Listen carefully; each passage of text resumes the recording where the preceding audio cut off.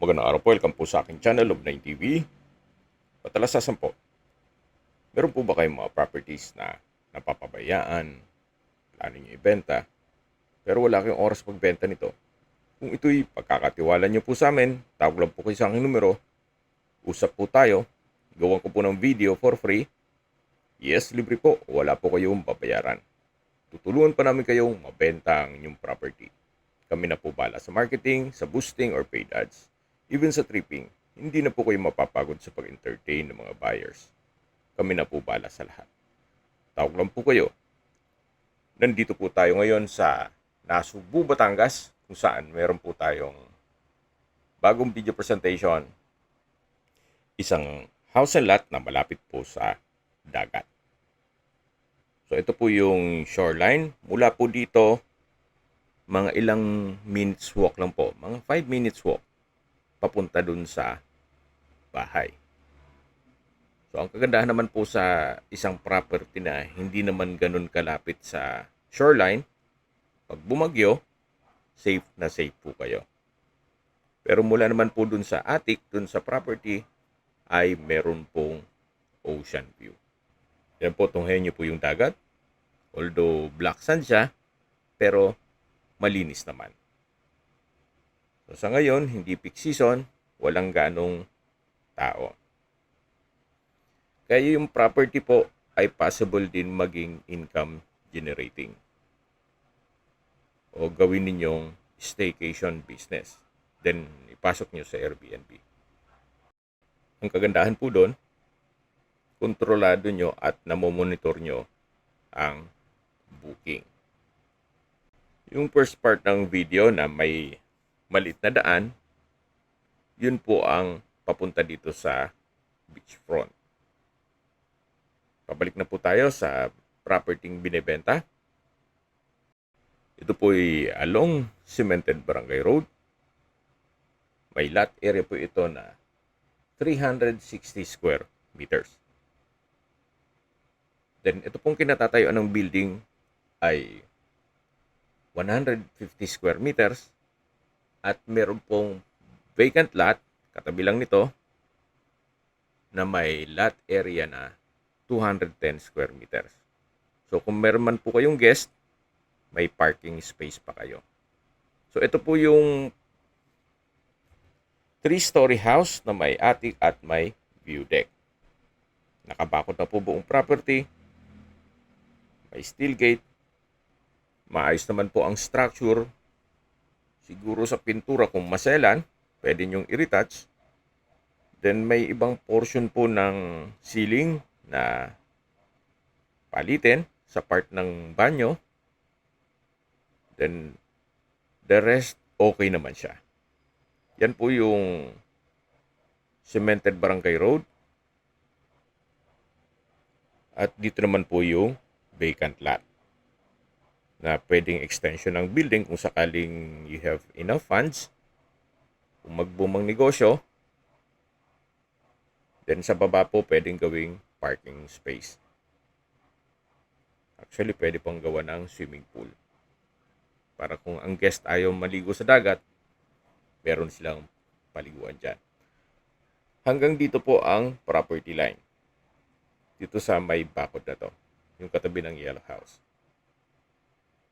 Tungkol naman po sa dokumento nito, ito po'y titulado, kaya wala po kayong maging problema sa documentation o sa transfer ng title.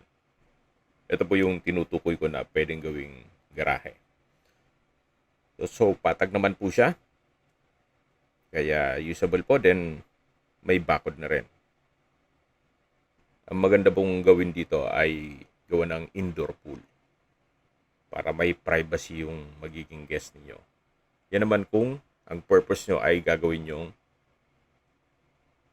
resort para maging income generating ito. Dito po sa loob ng bahay ay marami pong antique na furnitures.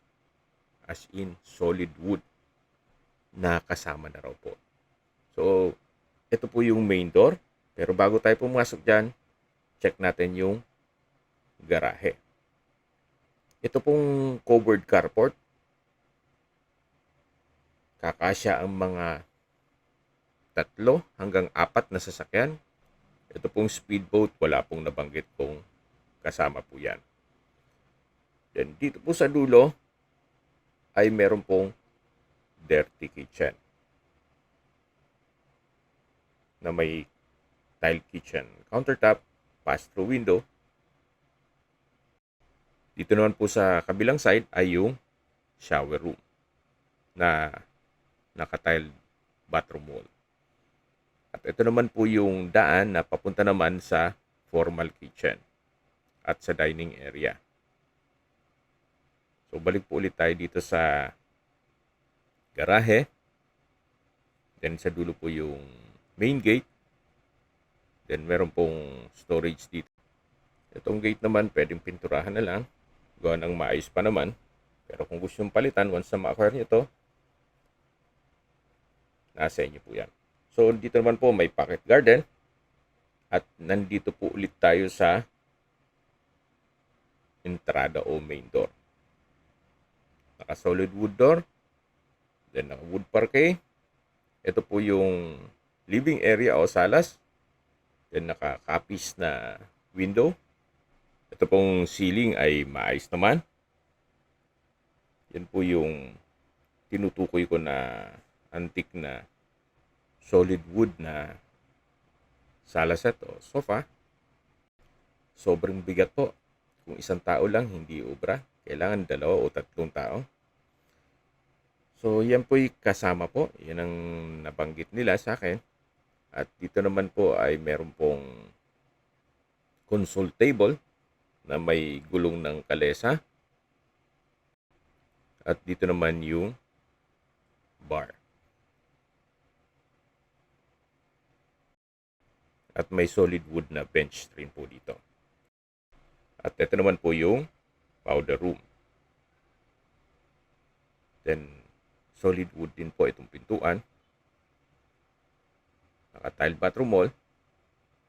At maayos pa naman ang toilet fixtures nito. Sa ceiling, okay pa naman. So, para wala po kayong ipapagawa dito. Okay, labas po tayo. So, yan po ulit yung bar. Then, yung solid wood bench. Yung main door. At dito naman po yung dining area. May console table din dito. May mga collection yung may-ari po dito. Yan po yung solid wood na pwedeng bench.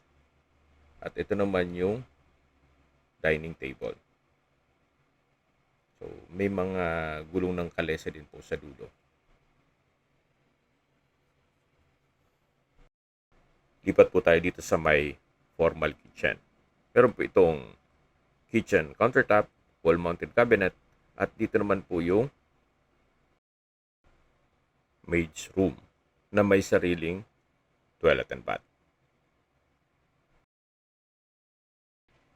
At ito naman yung bedroom. Labas po tayo para check natin yung ibang parte nitong bahay. So, naka-solid wood po itong maid's room. Then, yan po ulit yung formal kitchen. Pakita ko na sa inyo kanina. At ito naman po yung daan papunta sa garahe. Actually, galing na tayo dito kanina. Then yung dirty kitchen dito sa kabilang side. So, ikutan na po natin yung mga kwarto sa taas. Ito po yung dining area. Then, dito naman yung bar. At sa dulo yung living area o salas. Samahan niyo po ako. Akyat po tayo. Ito po ang hagdan ay naka-solid wood staircase, railing, at handrail. Sa steps naman, maayos po. Hindi po hirap ang aakyat dito. Kahit medyo palyado na ang tuhod. So, nandito na po tayo sa family area. May solid wood na coffee table. May chandelier. Napaganda ng disenyo ng ceiling. At dito naman po ay meron din pong mga antique na gamit. May 8-seater na table and chair. At ito Itong ceiling din po maayos. Wala po kayong papagawa dito. Malaki din po ang espasyo nito. Actually, pwede maglagay ng billiard table kung talagang gagawin nyo itong resort. Kung hindi naman po ganun kaselan at sakto lang talaga ang budget, pwede na po ito. At mamaya po sa dulong parte nitong video, pag-usapan natin ang presyo. Ang papalitan nyo lang po dito ay yung mga windows kasi outdated na. Palitan nyo lang ng sliding glass window para maging modelo na ang looks nitong bahay. Ito po yung master's bedroom. Meron po itong sariling toilet and bath na naka-solid wood door. Kompleto rin po ito. May bathroom sink, water closet, may bathtub, at vanity mirror. Meron din pong bathroom window. So ito po yung tinutukoy ko na kailangan ng repair, itong ceiling. So yan po, isa sa mga ipapagawa ninyo kung sakaling ma-acquire nyo ito. Sa tiles naman, okay pa. At ito naman po yung bedroom. Napakalaki po ng espasyo. Tingnan nyo naman po itong solid wood na bed frame. Siguro mga 6 na katao may hirapan din magbuhat nito. Yan po. Napaganda ng disenyo. At sa presyo nito, malamang may lasa na. Then nakakapis na windows na rin po siya. Then sa dulo ay meron pong solid wood na wardrobe at may whole body mirror. Meron din pong display cabinet. Malaki din po ang espasyo nitong master's bedroom. Meron din pong baul. Napaganda ng disenyo. So, tagal ko na rin hindi nakakita ng ganitong baul. Mula nung buhay pa ang lolo ko. Meron kaming ganyan pero hindi ganun ang disenyo. So, ito naman po yung access door na papunta naman sa balkonahe o terrace. So, ang issue naman po dito, walang kwarto sa baba. Wala na pong problema kasi mayroon na pong solusyon para dyan. Malaki pa po ang space dito para paglagyan ng lifter o elevator. Para po sa ating PWD or senior citizen sa pamilya. Yan naman po kung maibigan nyo ang property. May solusyon po.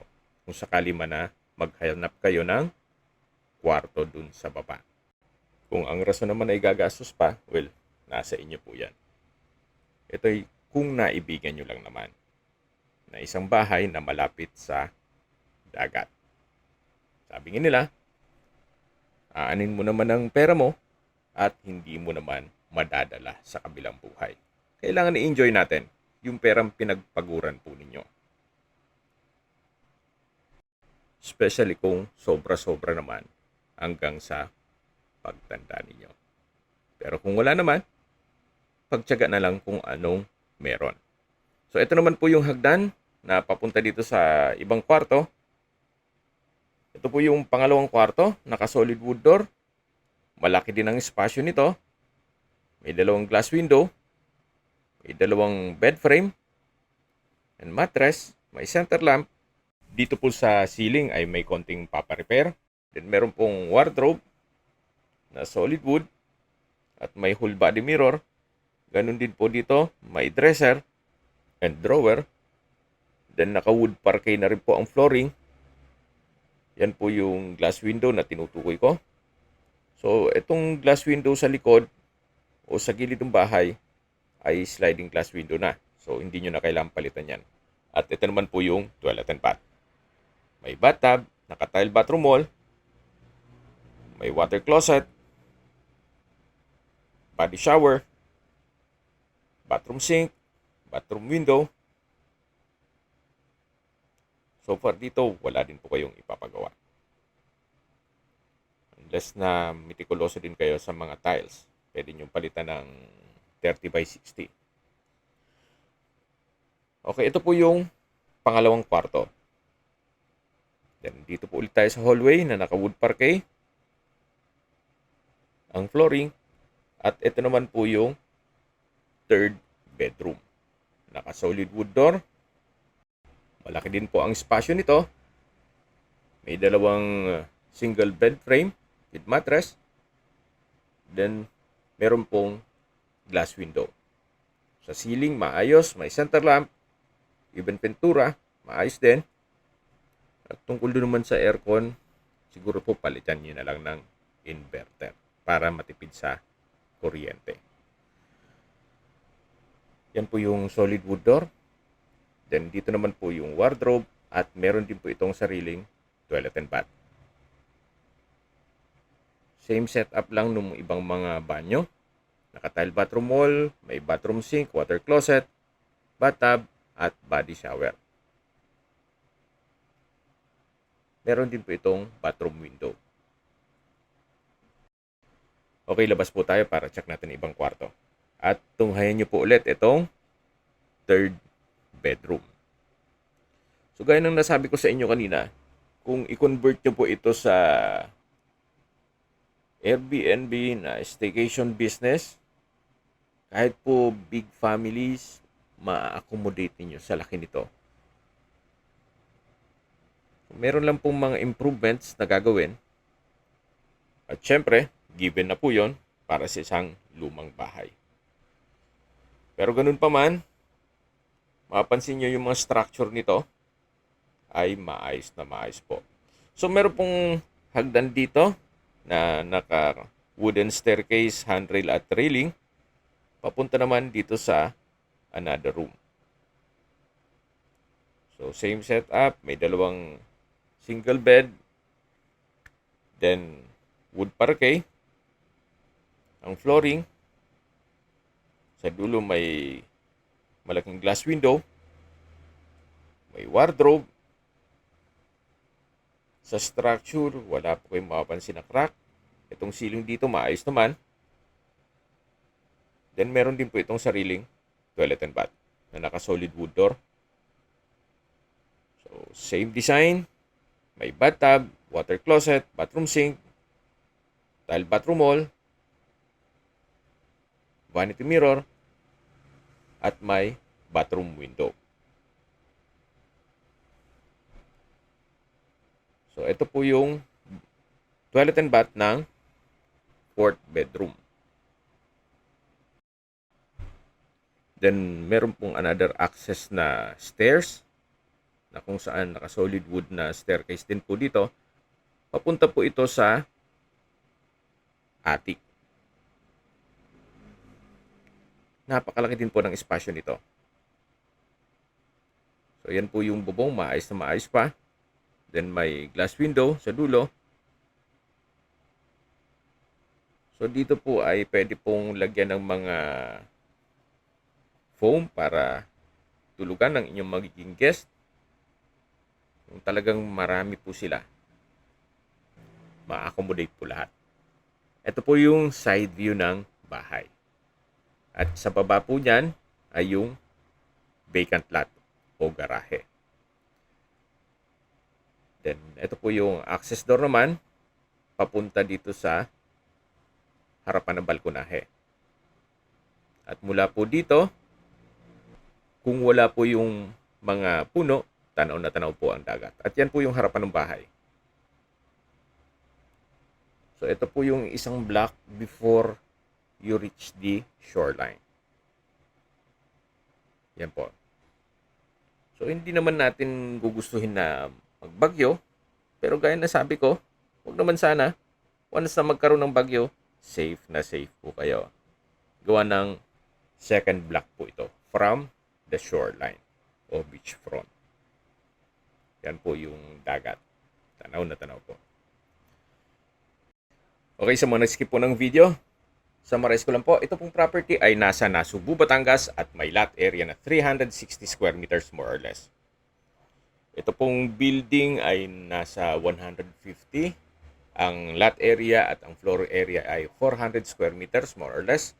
At ang vacant lot ay nasa 210 square meters. Lahat ng gamit na nakita nyo ay kasama po yun, pati yung mga antique. Tungkol naman sa dokumento, ito po'y titulado. Kaya Kaya wala po kayong maging problema sa documentation o sa transfer ng title. Meron din po itong mountain view at beach view. So, nasa area po tayo nitong view deck.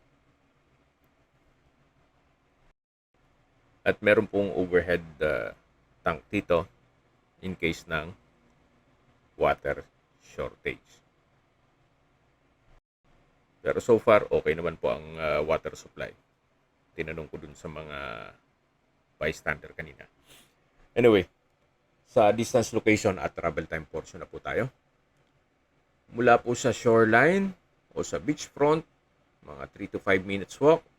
Mula naman po sa main road, ang distance is 1.2 kilometers at ang travel time is 4 minutes.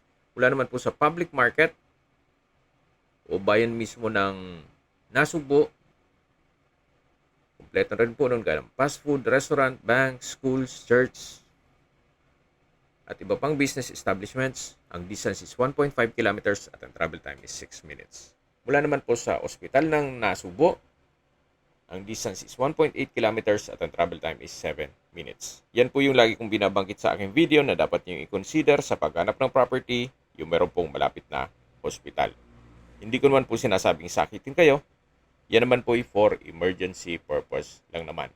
Mula naman po sa Walter Mart, Nasugbo, ang distance is 2.7 kilometers at ang travel time is 7 minutes.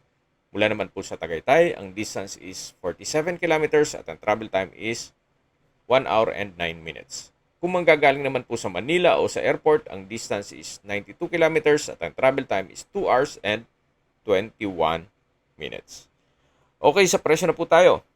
Binebenta po ito ni owner sa halagang 17.8 million pesos net. Ibig po sabihin, si buyer na po ang sasagot sa lahat ng taxes at expenses with regards to documentation. Kung may mga katanungan po kayo, tawag lang po kayo sa aking numero. At sa mga kababayan naman natin na nasa ibang bansa, meron pa akong Telegram. Sa mga iPhone user man, may message. Meron din pong Imo, Skype, Viber at WhatsApp. Same number lang po, 0917-316-3399. Ito po yung daan papuntang dagat. So, maliit lang po ang daan, kaya please manage your expectation. So, mga nagtatanong naman po ng aming Facebook, meron po kaming Facebook page na Nov9 TV at Facebook Reels Video. Meron din pong TikTok at Instagram. May ibang YouTube channel po kami na The Nov9 TV channel at Nov9 TV Listings. Sana po naibigan nyo ang video presentation. Paki-like and subscribe na lang po sa aking channel para ma-update din po kayo sa aking future listings. Kung sakali po hanap nyo yung mas malaking sukat na lupa, meron din po kami ibang listings na pwede nyong pagpilian. Huwag po kayong mag-atubiling tumawag sa amin, then let us know your budget para malaman namin kung anong property pwede namin ilok sa inyo. Sa lahat pong viewers, subscriber at nagtiwala po sa amin, salamat po sa suporta. Ingat po kayo lagi at yung pamilya. Maraming salamat po.